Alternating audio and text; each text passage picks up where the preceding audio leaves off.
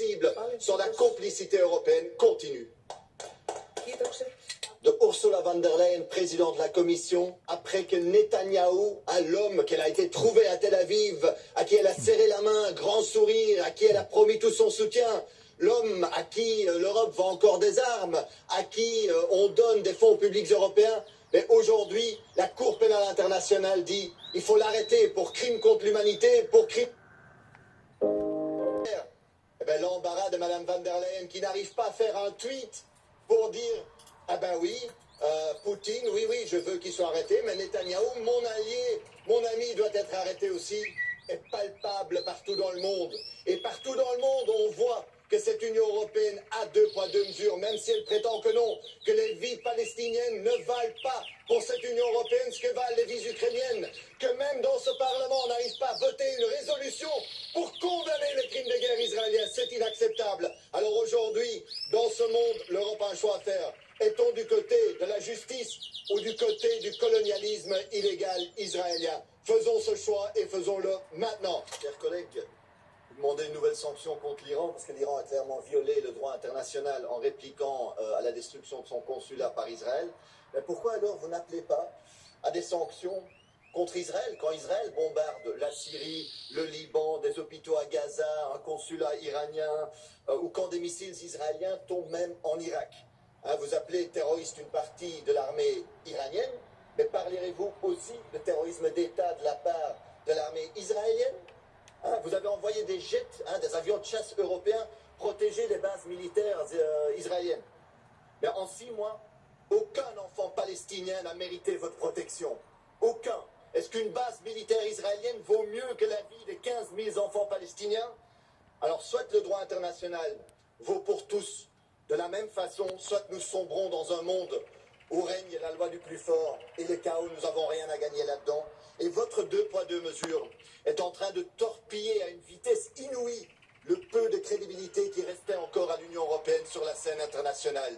Franchement, nous ne pouvons pas continuer comme ça. Madame Kallas, vous êtes candidate haute représentante, c'est la ministre des Affaires étrangères de l'Union européenne. Alors parlons principe. Suite à l'invasion illégale de l'Ukraine par la Russie, vous avez dit que la Russie était un État terroriste, que les soldats russes se comportaient en terroristes, entre autres parce que, disiez-vous dans un tweet, la guerre russe a laissé beaucoup d'Ukrainiens sans eau. D'ailleurs, cet été, le Haut Commissariat des Nations Unies aux droits de l'homme a évoqué le terrible chiffre d'au moins 641 enfants ukrainiens tués depuis le début de la guerre. 641 enfants, c'est un bilan évidemment horrible. Maintenant, si on déplace un peu le regard vers Gaza, les Nations Unies parlent là de au moins 13 319 enfants palestiniens tués, 20 fois plus qu'en Ukraine. 70% des victimes des bombes israéliennes seraient des femmes et des enfants. Israël bloque nourriture, médicaments, eau et affame une population. Est-ce que vous définirez aujourd'hui le régime israélien comme terroriste, l'armée israélienne comme terroriste? Et quelles sanctions est-ce que vous proposez contre Israël qui viole le droit international et les droits humains? Merci, oui, je pense que c'est un peu ce deux poids, deux mesures qui est reproché justement à l'Union européenne. Quand la Russie viole le droit international, nous sanctionnons. En revanche, quand Israël viole le droit international, nous allons discuter avec les Israéliens. C'est bien, vous voulez me faire taire et vous voulez une nouvelle loi pour nous faire taire,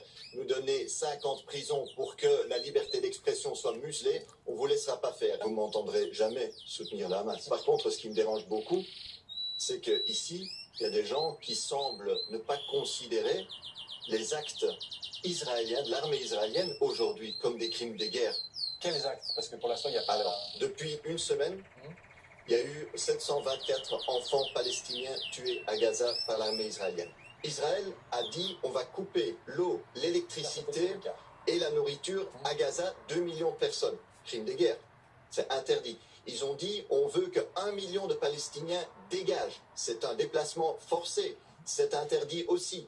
Et entre-temps, et on dit ah non mais Israël on va le faire de manière humanitaire, on va faire des bombardements humanitaires. Vous savez que dans cette semaine, selon l'armée israélienne même, ils ont utilisé 6000 bombes sur Gaza, ce qui est un petit espace. Ouais. C'est environ autant de bombes que les États-Unis ont utilisées en une année en Afghanistan. Je suis partisan d'interdire l'apologie du terrorisme. Et c'est ce que fait le PTB à votre avis? Exactement. Soyons très clairs, ce que dit M. Ducarme ici est une ignominie. Vous devriez avoir honte. Ah oui, Très clair. ah oui, D'abord, c'est moi non, mais vous me laissez même pas parler. Je sais bien que vous voulez une loi pour. Je sais bien que vous. Vous n'avez même pas d'humanisme dans la manière de faire votre politique. Je sais bien.